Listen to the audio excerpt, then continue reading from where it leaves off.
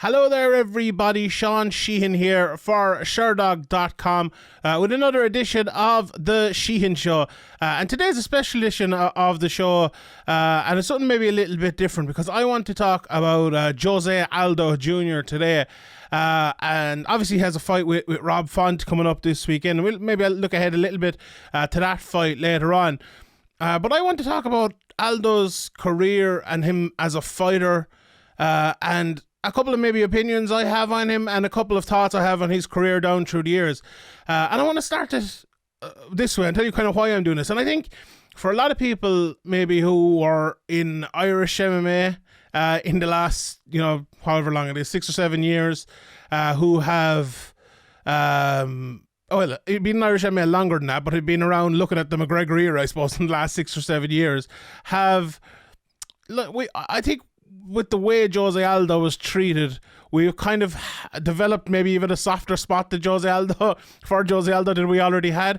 I know, speaking to a lot of people who had great respect for Aldo, the way he was treated around that McGregor fight, even, not even just for McGregor, because, he didn't treat him great, don't get me wrong, but, all is fair when it's in love and war against your opponent. But the way he was treated from, like, some different fans, I think there was a big sign put up in Dublin about some mattress company with, we'll put you to sleep like Jose Aldo or something like that. It's like, those level of disrespects are not something I think a lot of people like about Irish MMA, different things like that. So I think a lot of people, when they saw Jose Aldo coming back after the loss from McGregor, were pretty happy. And I even think McGregor himself, like after the fight, he was straight away saying that he had great respect for him and that he'd given the rematch. And okay, that didn't actually happen in the end. Well, it might, you'd never know. But, I think even McGregor didn't like it a little bit. And now maybe that's a question to ask him, but that would be my sense for it as well. I think myself and a lot of people covering MMA and fans in Ireland had great respect for Jose Aldo. And I think most people like me and like that really kind of want to talk up Jose Aldo for his career because he deserves it. Like, we often talk about the greatest of all time conversation, and GSP might be in there, and Anderson Silva and John Jones and Demetrius Johnson, and maybe people might even throw in a Fedor or a Stipe or some idiots might even throw in DC. But I think Aldo, like of the lads I named there, I think Aldo is better than a good portion of them. Like, I really think Jose Aldo is one of the greatest fighters to ever do mixed martial arts. He's one of the greatest fighters to ever put on a set of gloves, and I think he was a revolutionary sort of fighter. He was a fighter in the WEC back in the day who was a level above some of the best fighters in the world at the lower weight classes. When the lower weight classes were coming through, obviously we had Uriah Faber and Miguel Torres and Mike Brown and Dominic Cruz and all those guys who came through, and Uncle Creepy and all those, and from the 125 pounds as well, who came through and ended up getting to the UFC. But I feel like maybe nobody did it as well as Jose Aldo, coming from WEC, coming as one of the lighter weight class fighters, bringing over the belt and taking over the UFC. He really smashed when he came here. Like, Dominic Cruz did very well, but he had injury problems and stuff. Uriah Faber obviously never won the belt, and others did very well as well. But like, I think he was the main one, and his career just throughout the years has been smashing. So let me start back a bit, and I'll go towards where we are today, and all that. So Aldo started off his career with, 7 wins in a row, and then he had 1 loss. Ended up getting to the WEC about 3 or 4 fights after that. Fought Jonathan Brookings in the UFC. Ended up obviously with that unbelievable win in 8 seconds over Cub Swanson. Yeah, beat Mike Brown, who was the champion at the time for the WEC Featherweight title. Then that beatdown of Uriah Faber, which we all remember, over the 5 rounds, where Uriah Faber was just destroyed. What a legend Uriah Faber was as well. That's one of the toughest guys of all time. But that, and obviously beat Manny Gambiorian as well in WEC, and before he came over to the UFC. Like, nowadays we look at fighters outside of the UFC, and myself and Ian spoke about this if you watched the Sheehan show that we did last week, about how fighters are finding it tougher and tougher all the time to prove how good they are outside of the UFC. Now, if you're go out and beat AJ McKee, maybe you can prove how good you are. And did I say prove how tough? You can prove how tough you are at all right, but proving how good you are is a different story and a tougher one to do. But I think when you beat someone like Uriah Faber outside the UFC, I think people realise how good you are. When you beat Mike Brown, people realise how good you are. So it's one of those things where I think Jose Aldo was a known brilliant fighter before he even came into the UFC with those sort of wins, and then bringing the belt over. I suppose it was just a natural progression for him.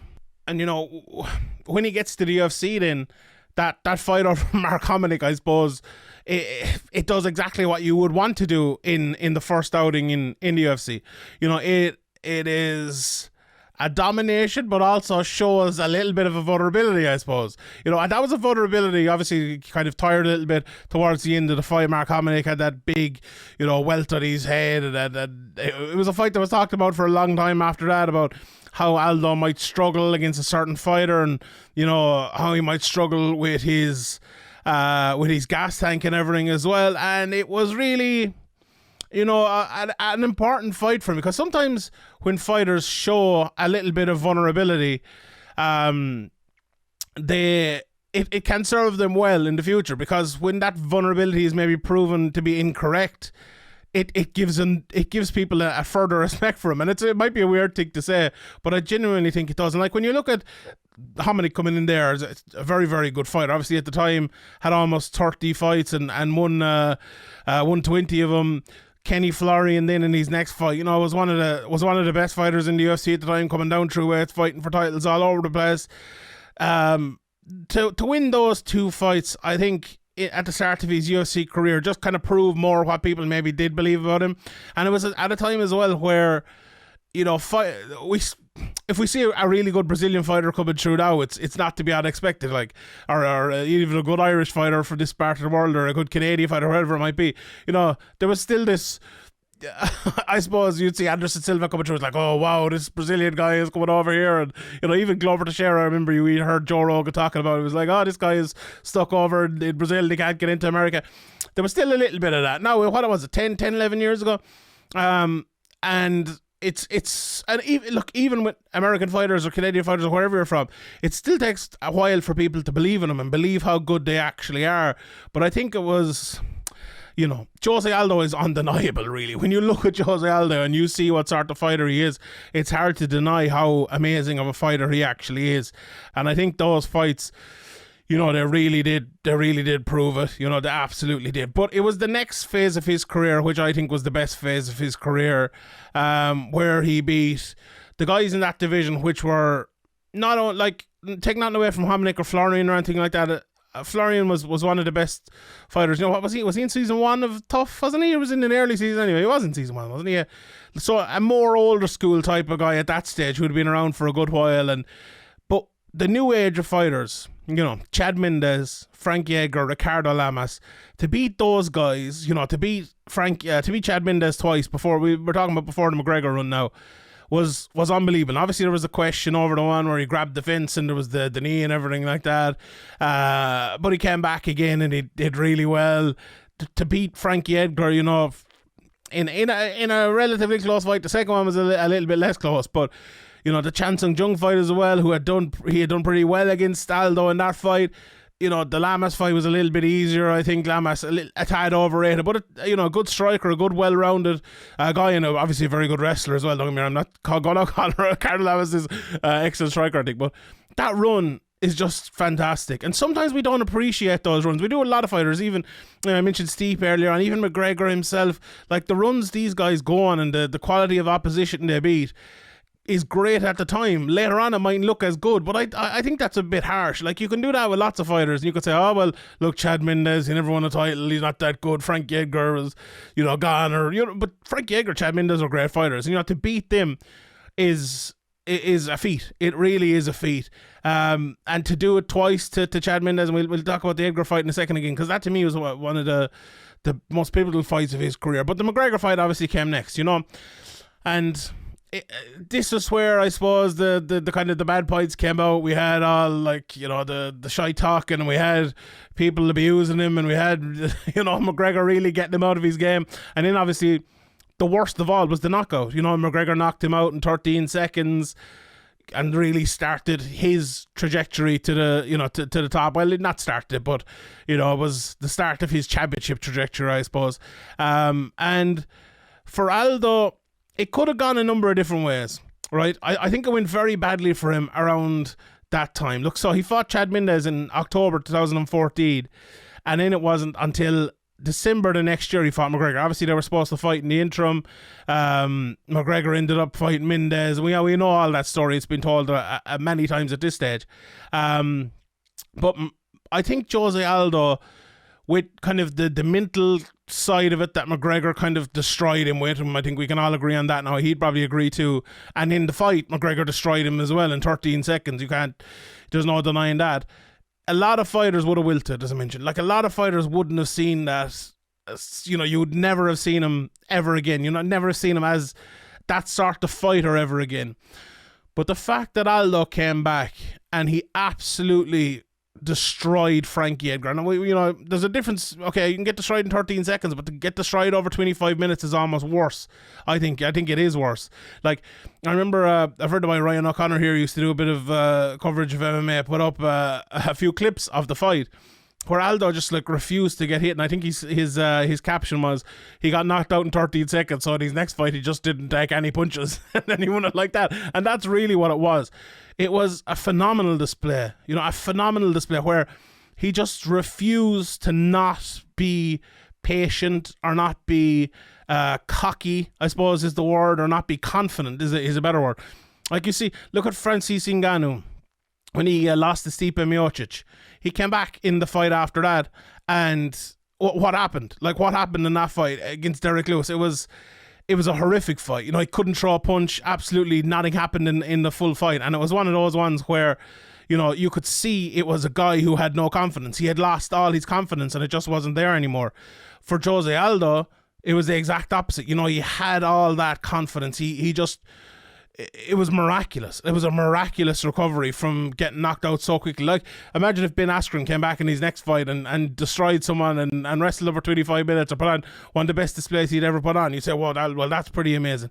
We've seen it over the years from a few fighters, but I don't think anyone has ever done it as well as Jose Aldo did it then. I know he was still at the top for the next couple of fights. Okay, he lost to Max Holloway twice, but, you know, Max Holloway is kind of the next level of fighter. But even after that, he refused to go away. Like, beat Jeremy Stevens, beat him in a round, beat Renato Canero after that in 2 rounds. You know, okay, he came back and he fought Volkanovski and lost to that one. So it's only champions he's losing to here. The Marlon Moraes fight, very, very close, obviously, with the decision there, split decision. And then he fought Yan for the title. And, you know, a lot of people did dig after one fight down at 135, you know, and didn't fight Yan. And obviously we'll talk more about the 135 thing in a second. But, you know, the way he fought against Yan for the first couple of rounds, I think, was fantastic. You know, his ability cannot be questioned, going from 2020 all the way back to 2009 or 10 in the WEC. To keep doing it for that long is like something we really have rarely seen in MMA at this top level in the new age.